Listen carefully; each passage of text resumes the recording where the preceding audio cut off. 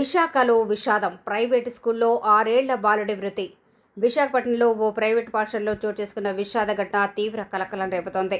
One town police station పరిధిలోని కొత్తకోట ప్రాంతంలోని little garden స్కూల్లో 6 ఏళ్ల బాలుడు మృతి చెందడం విషాదాన్ని నింపింది. మృతుడిని ప్రణయ్ తేజగా గుర్తించారు. అసలు స్కూల్లో ఏం జరిగింది?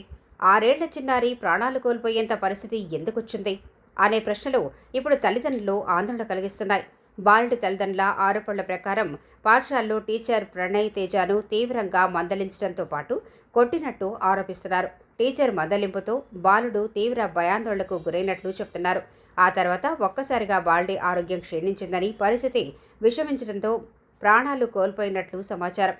అయితే బాలుడి మృతికి అసలు కారణం ఏమిటన్నది ఇంకా పూర్తిగా స్పష్టమవ్వాల్సి ఉంది. టీచర్ కొట్టడం వల్లే బాలుడు మృతి చెందాడా, లేక మరేదైనా వైద్య కారణం ఉందా అనే అంశాలపై అధికారుల దర్యాప్తు కీలకంగా మారింది. బాలుడి మృతికి సంబంధించి వైద్య పరీక్షలు, పోస్టుమార్టం నివేదిక, పోలీసుల దర్యాప్తులో వెలువడే వివరాల ఆధారంగానే పూర్తి కారణం నిర్ధారణ కానుంది. చిన్నారి మృతితో కుటుంబ సభ్యులు తీవ్ర విషాదంలో మునిగిపోయారు. 6 ఏళ్ల వయసులోనే బాలుడు ప్రాణాలు కోల్పోవడంతో తల్లిదండ్రులు కన్నీరు మున్నీరవుతున్నారు. తమ కుమారుడి మృతికి బాధ్యులైన వారిపై కఠిన చర్యలు తీసుకోవాలని వారు డిమాండ్ చేస్తున్నట్లు సమాచారం. ఈ ఘటనతో పాఠశాల వద్ద కూడా ఉద్రిక్తత వాతావరణం నెలకొంది. విషయం తెలుసుకున్న పోలీసులు ఘటనపై దృష్టి సారించినట్లు తెలుస్తోంది. పాఠశాలలో జరిగిన పరిణామాలు, ఉపాధ్యాయుల ప్రవర్తన, బాలుడి ఆరోగ్య పరిస్థితి వంటి అంశాలను అధికారులు పరిశీలించాల్సింది. మరోవైపు ఈ ఘటన విద్యార్థుల భద్రతపై తీవ్ర ప్రశ్నలు లేవనెత్తుతోంది. పాఠశాలలో చిన్నారులను ఉపాధ్యాయులు ఎలా పర్యవేక్షిస్తున్నారు? విద్యార్థులను మందలించే విషయంలో ఎలాంటి నిబంధనలు పాటిస్తున్నారు? పాఠశాలలో పిల్లల భద్రత కోసం తీసుకుంటున్న చర్యలు ఏమిటి అనే ప్రశ్నలు తల్లిదండ్రుల్లో వ్యక్తమవుతున్నాయి. చిన్నారులను శారీరకంగా లేదా మానసికంగా వేధించడం ఎట్టి పరిస్థితుల్లోనూ సమర్థనీయం కాదని బాలల హక్కుల నిపుణులు చెబుతున్నారు. విద్యార్థులపై ఒత్తిడి లేకుండా భద్రతతో కూడిన వాతావరణంలో విద్య అందించాల్సిన బాధ్యత పాఠశాల యాజమాన్యులు, ఉపాధ్యాయులపై ఉంటుంది. అయితే ఈ ఘటనకు సంబంధించి ప్రస్తుతం వెలువడుతున్న తల్లిదండ్రుల ఆరోపణలు ప్రాథమిక సమాచారం మాత్రమే. బాలుడి మృతికి ఖచ్చితమైన కారణం, టీచర్ పాత్ర, పాఠశాల యాజమాన్యం బాధ్యత వంటి అంశాలపై పోలీసుల దర్యాప్తు, వైద్య నివేదికలు కీలకం కానున్నాయి. మొత్తంగా విశాఖలో 6 ఏళ్ల ప్రణయ్ తేజ మృతి తీవ్ర విషాదాన్ని మిగిల్చింది. చిన్నారి ప్రాణాలు ఎలా పోయాయి? ఘటనకు అసలు కారణం ఏమిటి? బాధ్యులెవరు అన్న ప్రశ్నలకు దర్యాప్తులో సమాధానం రావాల్సి ఉంది. మరోవైపు ఇలాంటి ఘటనలు పునరావృతం కాకుండా పాఠశాలలో విద్యార్థుల భద్రతకు మరింత కట్టుదిట్టమైన చర్యలు తీసుకోవాల్సిన అవసరం ఉందని తల్లిదండ్రులు కోరుతున్నారు.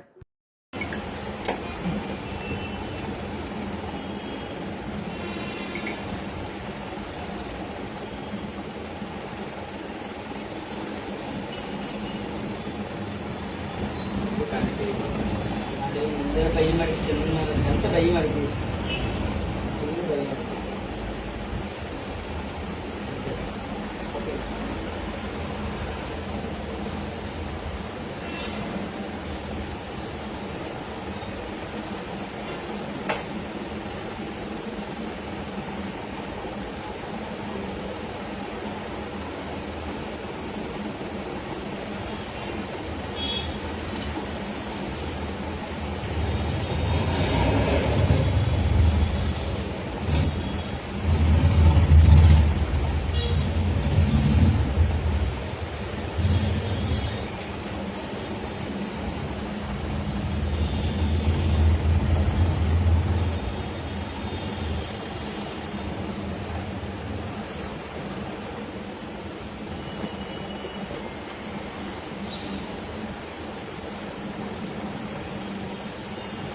రాయిసిరాదా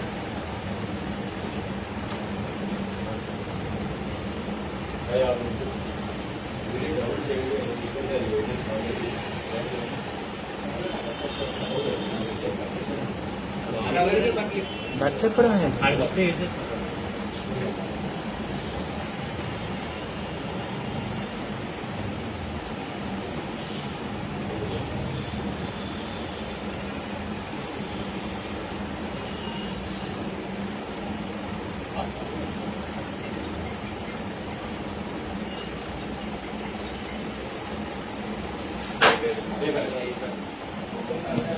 అక్కడ